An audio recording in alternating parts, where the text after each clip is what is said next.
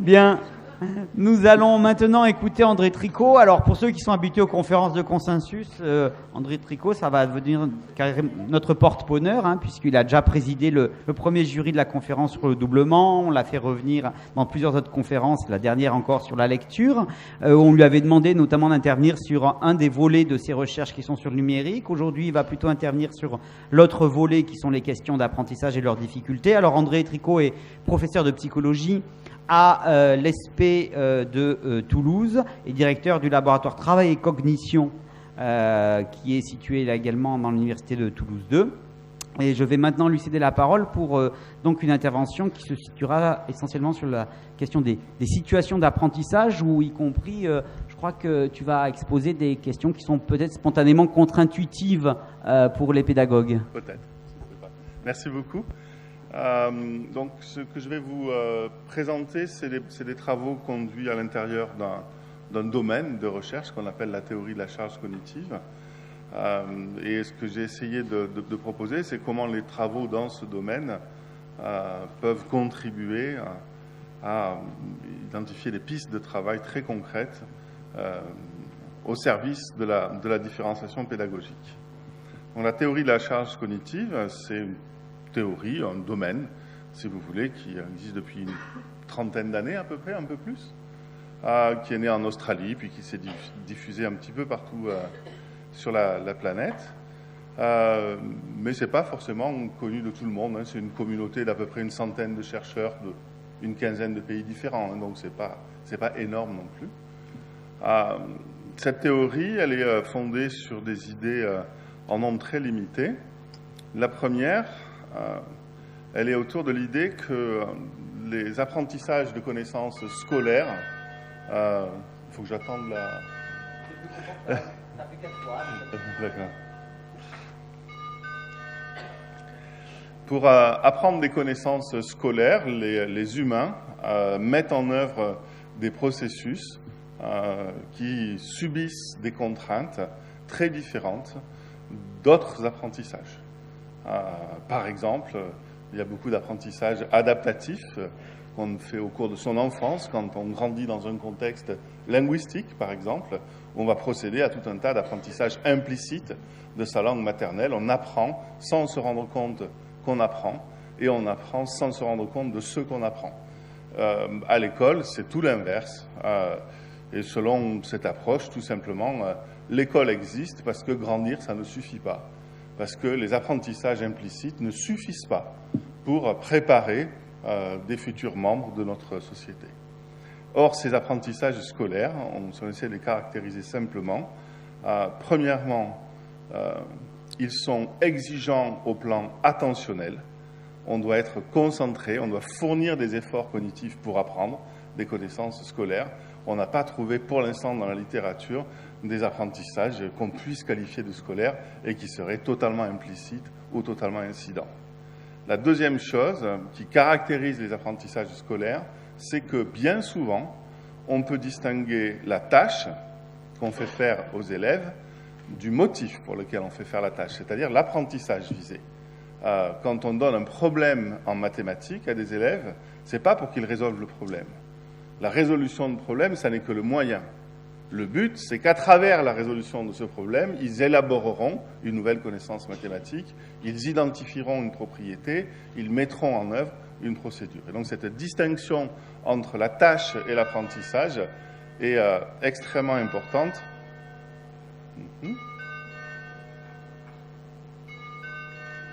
Parce que les travaux qu'on a conduits dans ce domaine montrent que les efforts cognitifs, ils doivent être dévolus à la tâche et à l'apprentissage. Autrement dit, si la tâche devient trop exigeante, tous les efforts cognitifs dévolus à la tâche seront des efforts cognitifs non disponibles pour apprendre. Vous savez, on voit ça souvent dans les classes. L'élève s'est engagé dans l'activité, il a complètement participé, il a vraiment fourni des efforts, mais à la fin, il n'a rien appris parce que toute son attention était focalisée sur l'activité plus que sur l'apprentissage. Et la deuxième chose, c'est que ces tâches, elles sont réalisées sur des supports, des documents papier, des documents numériques, des objets à manipuler, réels ou virtuels. Et bien entendu, ces supports eux-mêmes peuvent être source de charges cognitives. S'ils sont mal agencés, par exemple, je me souviens de la présidente du jury intervenant lors de la première conférence de consensus qui avait très bien analysé comment dans un manuel scolaire, on avait l'impression que tous les efforts étaient faits pour distraire les élèves de la tâche et de l'apprentissage. On a, nous, analysé récemment des manuels scolaires pour une thèse qui était sur l'ergonomie des manuels scolaires. Sur une simple double page de manuel de géographie, on a trouvé 27 codes de mise en page différents. Un code de mise en page, c'est on utilise le gras, on utilise le souligné, on utilise l'alignement, on utilise l'encadré. 27 codes différents sur une simple double page. Si vous voulez faire échouer les élèves, c'est juste le meilleur moyen de s'y prendre. À partir de là, les collègues qui ont élaboré cette théorie autour de John Sweller, donc en Australie, ont identifié 3 sources de charge. La charge intrinsèque, c'est celle qui est mobilisée par les informations qu'on doit traiter pour réaliser la tâche. La charge extrinsèque, c'est toutes les informations qui sont sur le support alors qu'elles ne sont pas au service des apprentissages, les informations inutiles. Et la troisième charge, la charge essentielle, c'est la charge, les efforts dévolus à l'apprentissage lui-même, c'est-à-dire à l'élaboration de nouvelles connaissances, à la transformation de connaissances chez l'élève. Dans ce domaine-là, on a essayé de compter, c'est d'ailleurs pour la préparation de la conférence de consensus qu'on s'est amusé à faire ça, parce qu'on n'avait pas d'idée bien précise. On a à peu près, selon nos estimations, entre 7 et 8 000 expérimentations publiées dans ce domaine-là depuis une bonne trentaine d'années. Et les expérimentations, je vais vous en présenter une tout de suite pour que vous compreniez comment elles sont faites, mais c'est toujours l'idée. On prend une tâche, on la présente d'une façon A, on la présente d'une façon B qui est censée diminuer la charge cognitive, on prend 100 élèves, on les répartit aléatoirement dans les 2 conditions expérimentales, pré-test, post-test, et on regarde s'il y a une différence entre les 2 groupes post-test, si et seulement si, bien entendu, les 2 groupes étaient au même niveau au pré-test. Puis quand on obtient un effet, on essaie de le répliquer. On le réplique généralement 3-4 fois. Et une fois qu'on l'a répliqué dans une discipline et dans un pays, ceux qui sont à l'origine de la découverte, ce qu'on fait, c'est tout simple. On réplique le résultat dans des disciplines scolaires différentes, dans des pays différents, avec des élèves d'âge différents. Et quand on a ce niveau de réplication, on dit on tient quelque chose, on tient un effet, et comme ça, on en a découvert à peu près 15 ou 16. Les effets que je vais vous présenter maintenant sont donc utilisés pour réduire la charge extrinsèque, voire, quand c'est possible, réduire la charge intrinsèque pour libérer des ressources au service des apprentissages. Et je vais vous parler de ça sous l'angle de la différenciation pédagogique, parce que peut-être qu'une des plus grandes découvertes de cette théorie-là, en tout cas celle qui nous a le plus... vous savez, la découverte, c'est le truc qui vous embête au début, vous voyez, c'est la manip complètement ratée, et en essayant de comprendre la manip qui rate, on découvre un truc parfaitement inattendu qui remet en cause tout. Ça c'est en 1994, la découverte de Expertise Reversal Effect, l'effet de renversement dû à l'expertise de l'apprenant. Qu'est-ce que c'est cet effet? Tout simplement, on obtient des effets, et puis il y en a un qu'on n'arrive pas à répliquer, et puis on n'arrive pas à le répliquer, et on n'arrive pas à le répliquer. Et quand on regarde dans les détails des données, chaque fois, les élèves qui empêchent la réplication du résultat, ce sont les élèves les plus hauts scolairement, ceux qui ont le plus haut niveau. Et là, on se dit, on va refaire d'autres manips où on va utiliser comme variable indépendante le niveau des élèves. Donc, chaque fois, on a nos 2 conditions, le matériel expérimental et nos 2 types d'élèves, et on fait les plans d'expérience 2 par 2, vous voyez, 2 types d'élèves, 2 types de configuration, et là, ça y est, on tient le truc. Chaque fois qu'on a découvert un effet qui améliore les apprentissages chez les élèves les plus faibles, quasi systématiquement, ça détériore l'apprentissage chez les élèves les plus avancés. Ou on a une absence d'effet chez les élèves les plus avancés. Donc c'est ça que je vais vous présenter maintenant, brièvement, maintenant que vous avez compris le principe.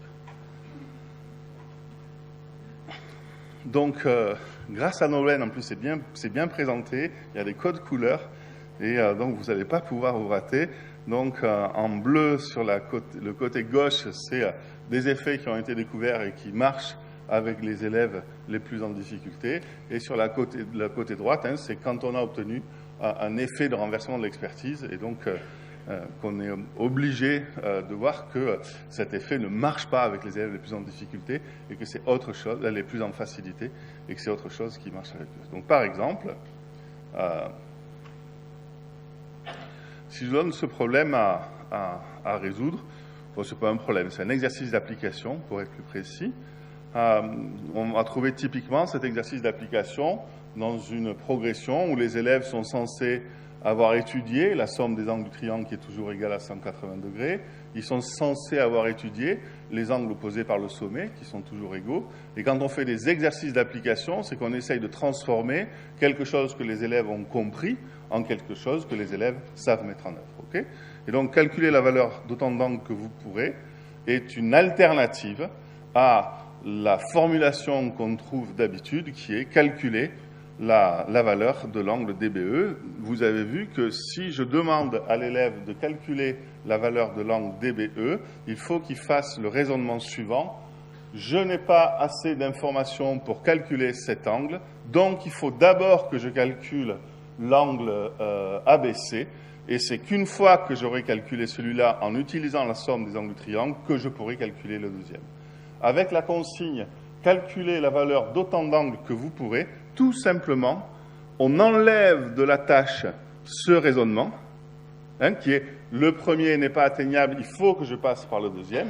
On enlève ce raisonnement, mais l'objectif d'apprentissage, qui est mettre en œuvre la somme des angles du triangle et mettre en œuvre les angles opposés par le sommet, on ne le touche pas. Donc on a baissé le niveau d'exigence de la tâche en maintenant le niveau d'exigence de l'apprentissage. Vous voyez la technique? Alors, typiquement, comment ça se fait? Ce n'est pas un problème, généralement c'est des séries de 5 problèmes qu'on donne à un groupe, présentés d'une manière, 5 problèmes d'une autre manière, et c'est toujours en post-test la consigne d'origine qui est utilisée. C'est-à-dire, dans le 6e problème, c'est toujours calculer la valeur de l'angle DBE, et ce qu'on montre, c'est que ce sont les élèves qui ont eu le premier type de formulation pendant la phase d'apprentissage qui sont meilleurs au post-test que ceux qui ont eu directement pendant la phase d'apprentissage la consigne difficile. Donc, c'est pour ça qu'on peut produire quelque chose du type, avec les élèves les plus en difficulté, il vaut mieux ne pas trop spécifier le but du problème, indiquer plutôt à l'élève ce qu'il doit atteindre, tous les buts qu'il peut atteindre, ou une variante de cette consigne, faire tout ce qu'il sait faire ou faire tout ce qu'il peut faire par rapport à une formulation qu'on utilise conventionnellement avec un but. Très en droite ligne avec ce type d'effet mis en œuvre, c'est donner à l'élève le problème, donner à l'élève le problème résolu et lui demander d'étudier la solution plutôt que de chercher la solution par lui-même en début d'apprentissage, alterner les problèmes résolus et les problèmes à résoudre, ou donner le problème avec une solution partielle. On a sans doute, à l'époque où on n'avait pas encore bien compris la différence qu'il y a entre les apprentissages adaptatifs qui sont fondés sur l'exploration de l'environnement et la résolution de problèmes, et les apprentissages scolaires, quand on n'avait pas bien compris la différence entre les deux, on a voulu, en regardant ce que faisaient les enfants en grandissant, ils passent leur vie à résoudre des problèmes. On s'est dit, donc en classe, il faut résoudre des problèmes. Sauf qu'on avait oublié, cette époque de l'idéologie de la résolution de problèmes, on avait oublié que la classe, justement, elle existe parce que grandir, ça ne suffit pas. Parce que grandir, ça ne permet pas de tout apprendre. Des effets, cette fois-ci, purement sur la présentation de l'information, intégrer physiquement les informations que les élèves devront mettre en relation mentalement, alors que souvent, vous avez la figure géométrique d'un côté et l'explication de l'autre, de sorte que l'élève, il faut qu'il comprenne la figure, il faut qu'il comprenne l'explication, et ensuite, il faut qu'il comprenne point par point comment tel passage de l'explication concerne tel aspect de la figure. Éliminer toutes les informations inutiles ou décoratives. Il y a la moitié des serious games qui ne marchent pas. En fait, il suffirait d'appliquer ça, ou des manuels scolaires, ou des machins multimédia. On prend souvent, les designers, les élèves pour des imbéciles, comme quoi, pour apprendre, ils ont besoin qu'on leur mette du décor. Non, ils sont là pour apprendre, ils ne sont pas là pour... Et ça, ce truc, ça a été les collègues de l'université de Santa Barbara, Richard Mayer et son équipe, qui ont mis ça en évidence. C'est catastrophique, la quantité de décors qu'il y a dans les manuels. Ça ne sert strictement à rien, si ce n'est, bien entendu, à focaliser l'information de l'élève sur une information non pertinente. Présenter les sources d'information que l'élève doit mettre en relation dans des modalités différentes. Le fait que les humains puissent mobiliser plusieurs canaux sensoriels pour traiter de l'information fait bien évidemment baisser la charge cognitive par rapport à des situations où un seul canal est utilisé.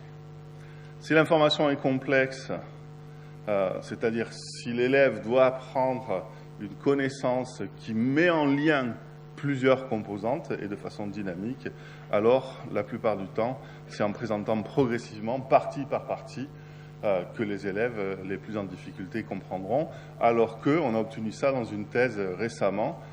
Les élèves les plus avancés vont trouver beaucoup plus de sens dans la présentation d'emblée du système complexe. On a un effet d'engagement dans la tâche grâce au système complexe, et les élèves les plus avancés dans le domaine, c'est-à-dire ceux qui ont déjà des connaissances sur les parties du système, eh bien, ils sont capables de comprendre vu qu'ils ont déjà élaboré des connaissances. L'effet de variété des exemples, c'est un peu comme Clermont-Gauthier disait tout à l'heure, il y a des choses qui sont un peu évidentes, mais ça vaut quand même le coup de les obtenir expérimentalement et de répliquer. La disparition progressive du guidage, là aussi, c'est une évidence, mais ça a été obtenu expérimentalement répliqué avec les 4 conditions que je vous ai indiquées. Ça, c'est une autre chose qui est assez difficile, c'est l'effet très très positif qui est souvent obtenu avec les consignes d'auto-explication.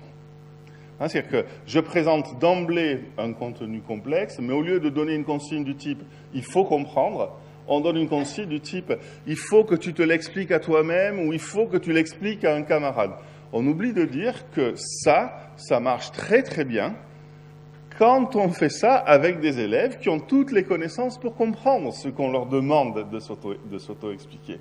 Avec les élèves les plus en difficulté, si vous n'êtes pas capable de comprendre, la consigne d'auto-explication, eh ben, elle glisse et souvent des consignes plus simples donnent de meilleurs résultats. Un autre résultat, je ne me souviens plus si Franck l'a abordé hier, je devrais m'en souvenir, tant pis pour moi. C'est la grande déception qu'on a eue, par exemple, en langue, avec l'utilisation des lecteurs MP3, dans les disciplines scientifiques avec l'utilisation des vidéos. C'est le gros problème de et là, on vient de faire soutenir une thèse sur la lecture-compréhension de textes chez des enfants dyslexiques, âgés, de CM2, où on se dit, le truc naturel, on se dit, au lieu de présenter un texte, on va donner un document sonore. Ils n'auront plus qu'à l'entendre, puisque c'est l'automatisation, on va faire baisser la charge cognitive, mais ça ne marche pas. C'est le gros problème de l'information orale, comme de l'information visuelle dynamique, c'est que c'est l'information transitoire. À la seconde où vous traitez une information, elle a disparu. Le grand avantage de la lecture, c'est que c'est une information pérenne. Vous pouvez revenir dessus. Vous pouvez relire le passage que vous n'avez pas compris, et on a eu ce résultat terriblement contre-intuitif qui est qu'un élève dyslexique, le même texte, il le comprend mieux en le lisant qu'en l'écoutant. Je parle bien entendu des dyslexiques âgés. Donc notre classe, nos élèves, c'était des CM2. L'information transitoire, on oublie toujours à quel point elle est difficile à traiter. Et bien entendu, quand nous, enseignants, on parle à l'oral dans la classe, c'est pas de l'oral de magnétophone qu'on fait, c'est de l'oral qui est régulé parce qu'on s'adresse à des humains et on interprète ce que font les humains en face de nous pour réguler notre discours oral. Sur le travail en groupe, il y a eu des travaux qui ont été faits, mais vous en avez déjà parlé, qui est l'idée que le travail de groupe, ça a un coût. Et c'est souvent en scénarisant, en organisant, en définissant le travail en groupe qu'on fait baisser la charge, ou alors en réservant tout simplement, ça c'est les vieux travaux de psychologie sociale des années 50 qu'on a redécouvert il y a 5 ans avec une thèse qui a été soutenue par une collègue néerlandaise, qui est de dire, en gros, si les enfants apprennent très bien tout seuls, à quoi ça sert de les mettre en groupe, si ce n'est à augmenter l'exigence de la tâche. Mettre en exergue ce qui est important, expliciter les liens entre les parties d'un tout, ça c'est évident, et ça me permet de finir dans les temps avant que Nolwenn me dise que c'est fini. Je vous remercie. Merci beaucoup, André.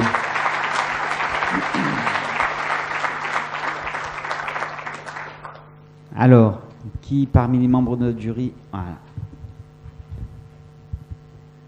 Bonjour, Astrid Delamotte, inspectrice premier degré. Monsieur Tricot, vous présentez des travaux qui proposent aux élèves de choisir eux-mêmes la version la plus adéquate de situation d'apprentissage. Faut-il ou pas associer les élèves au choix des modalités de différenciation pédagogique qui sont proposées dans la classe? À quel moment et comment? Merci pour cette question. C'est effectivement là-dessus que travaillent les membres de mon laboratoire, enfin en tout cas l'équipe apprentissage du labo depuis une quinzaine d'années, puisqu'on avait ça, ces résultats qui étaient connus, et on avait les supports numériques qui permettent en un simple clic à l'élève de basculer d'une présentation à l'autre, d'un problème à l'autre. Et donc on travaille beaucoup dans ce domaine-là. On s'est dit on va joindre les deux. Ça ne marche pas. Ça ne marche pas. La décision, mais même des choses très simples, la décision de demander de l'aide. On est parti sur les choses les plus simples, qui est de dire, au lieu de donner un problème résolu versus un problème à résoudre, on va donner un problème à résoudre avec les aides à la demande. Et donc, chaque fois que l'élève a besoin d'un coup de main, il clique et il obtient une aide personnalisée. Tout ça, on sait bien faire. Au bout de 15 ou 20 thèses sur le sujet, on commence à comprendre un peu le machin. On sait le faire pédagogiquement, on sait faire les scénarios, on sait le faire même informatiquement, on sait programmer ça, mais ça ne marche pas. Là, si vous voulez, c'est très simple. Plus l'élève est en difficulté, plus il prend des décisions non pertinentes en termes de recherche d'aide. Il va prendre, chez certains, une stratégie de surdemande d'aide. Il ne rentre pas dans l'activité que déjà il demande de l'aide. Et puis d'autres élèves en difficulté sous-demandent de l'aide. On a essayé d'étudier si c'était juste une histoire de coût social, le coût social de l'enseignement, mais même pas. Le coût social, bien entendu, tous les travaux dans le domaine d'aide le montrent qu'il y a un coût social, mais le coût social n'explique pas tout. Pourquoi certains élèves en grande difficulté ne demandent pas de l'aide? Il y a un coût social, il y a un coût affectif et il y a un coût cognitif, et c'est la somme de ces trois coûts, ou la conjonction de ces trois coûts qui font que c'est extrêmement difficile, quand on est en difficulté, de décider par soi-même de quelle aide on a besoin et à quel moment. Et le paradoxe, qu'on appelle le paradoxe de la recherche d'aide dans la littérature, c'est que les élèves les plus avancés, eux, sont extrêmement pertinents dans la recherche d'aide. Pardon pour la longueur de la réponse, mais c'est bon. Il ne faut pas me poser des questions sur le sujet qui m'intéresse. Une autre question. Vous écrivez « Il n'y a aucune raison de considérer qu'un élève puisse être en difficulté d'apprentissage de façon générale. Comment en êtes-vous arrivé à cette conclusion ?» Au calcul de probabilité.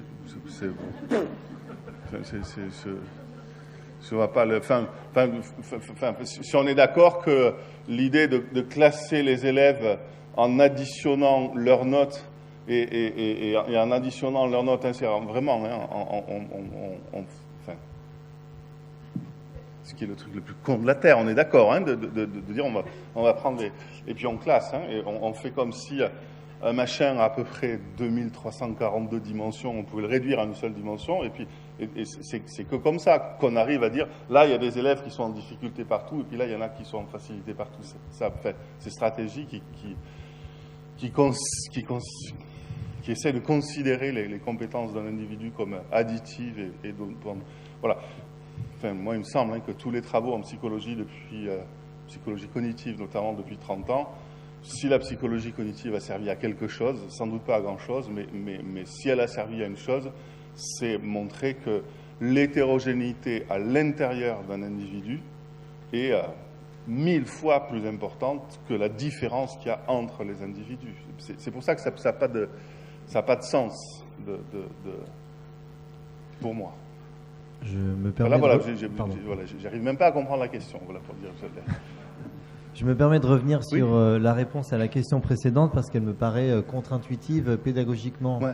Dans le sens où hier on nous disait qu'au contraire responsabiliser les élèves, leur donner une gradation dans l'auto-évaluation, c'était quelque chose qui favorisait leur implication et leur compréhension des enjeux d'une tâche. Ouais, ça, et du coup, je ne suis pas sûr d'avoir bien compris la contradiction entre les travaux notamment de M. Grandjean hier et vous. Ah non. Alors du coup, est-ce que vous pouvez éclairer à nouveau une réponse à cette question ou alors on n'a pas bien compris? Non, moi j'ai répondu à mettre l'élève en situation de responsabilité, d'avoir à choisir par exemple entre le problème résolu versus le problème à résoudre.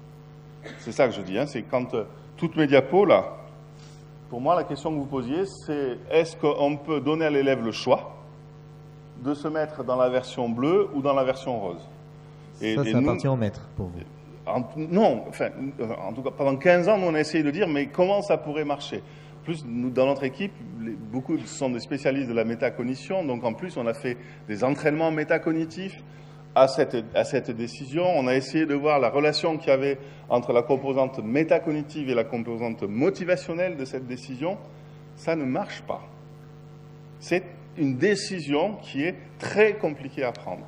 Je préfère... Enfin, cette version est meilleure pour moi que cette version. Alors, hier, on nous parlait de biais entre des études de laboratoire et des études en milieu naturel. Pour les collègues qui sont en milieu naturel, je pose aux enseignants, est-ce que vous préconisez d'associer les élèves au choix de différenciation et non pourquoi et oui sous quelle forme? Attention, je ne parle pas de la différenciation en général, je parle de ça. D'accord. Je parle de ce que je vous ai présenté, hein, et qui est une manière de faire baisser l'exigence de la tâche ou l'exigence du support en maintenant l'exigence de l'apprentissage. Donc ce que je vous ai présenté, par rapport au thème de la différenciation pédagogique, c'est un petit machin comme ça. Donc je parle que de ce que je connais. Ce petit machin-là, où on dit il y a deux versions de la même tâche, une qui convient bien aux élèves les plus avancés et une qui convient bien aux élèves les moins avancés, si on montre expérimentalement ce bénéfice pour les uns et pour les autres, dès qu'on met les élèves en situation de choix, ils ne prennent pas les bonnes décisions. Alors après, si je reprends ce que vous disiez en introduction, ils ne prennent pas la bonne décision, virgule, pour la bonne raison qu'ils ne sont pas enseignants. D'accord. Oui. Merci. Merci.